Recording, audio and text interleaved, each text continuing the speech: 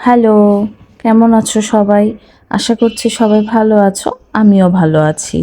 তো বিকেলবেলা থেকে ব্লগটা স্টার্ট করছি। তো বিকেল হলেই আজকে তাড়াতাড়ি চলে গিয়েছিলাম জিমে।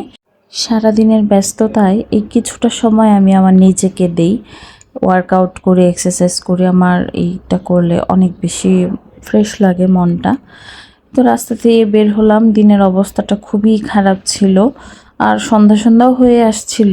এদিকে আকাশে মেঘ করেছে, রাস্তায় অনেক জ্যাম, যেহেতু অফিস টাইম ছুটি হয়েছে তো জ্যাম তো থাকবেই। এটা দেখতে দেখতে এই যে চলে আসলাম আমার জিমে।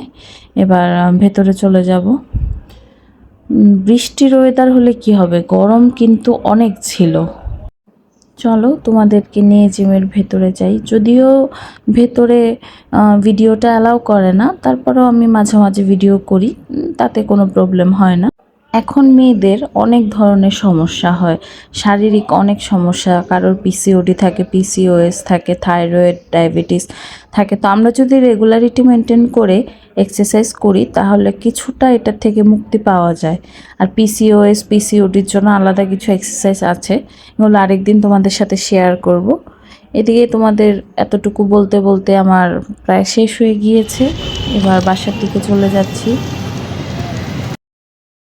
এই যে চলে এসেছি বাসায়।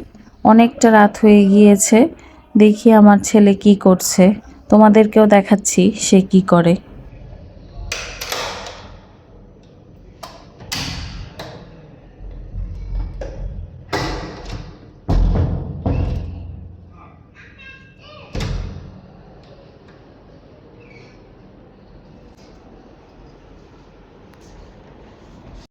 বাসায় এসে দেখি সে রেডি হয়েছে, পাপার সাথে বেরোবে।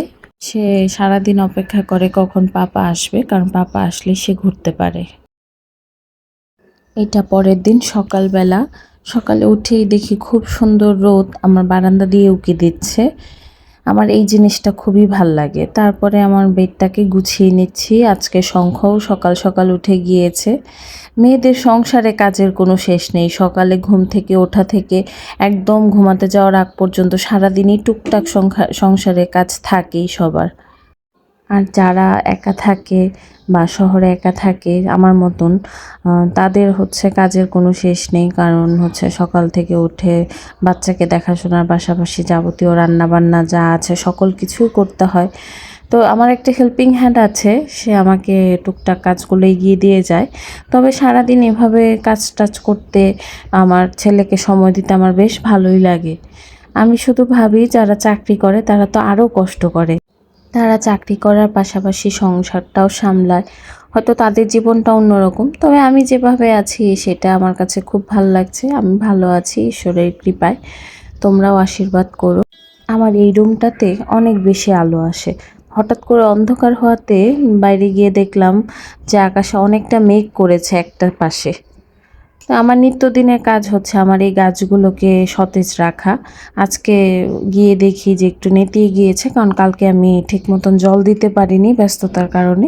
তো আজকে এদেরকে জল দিয়ে ঠিকঠাক করছিলাম। সকালের নাস্তা রেডি হয়ে গিয়েছে। শঙ্খকে নিয়ে আমি সকালের নাস্তাটা করে ফেলবো। বেলা 9টা বেজে গেছে। এখন যদি নাস্তাটা না করি পরে রান্নাটা করতে দেরি হয়ে যাবে। ওইদিকে শঙ্খর পাপাও অফিসে চলে গিয়েছে। আমরা মা ছেলে এখন সারা দিনের জন্য একাই থাকবো। আমরা খেতে থাকি। আপনাদের আমার ভিডিওটি কেমন লাগছে বলুন তো। যদি ভালো লেগে থাকে একটি লাইক করে দিবেন, আর অবশ্যই চ্যানেলটি সাবস্ক্রাইব করে দিবেন, আর একটি কমেন্ট করে জানাবেন আপনাদের ভিডিওটি কেমন লাগলো। শঙ্খকে স্নান করানো শেষ করে ফেলেছি।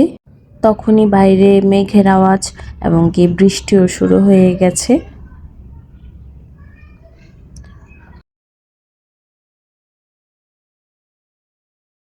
চলুন বৃষ্টি দেখতে দেখতে আজকের ব্লগটি এখানেই শেষ করছি।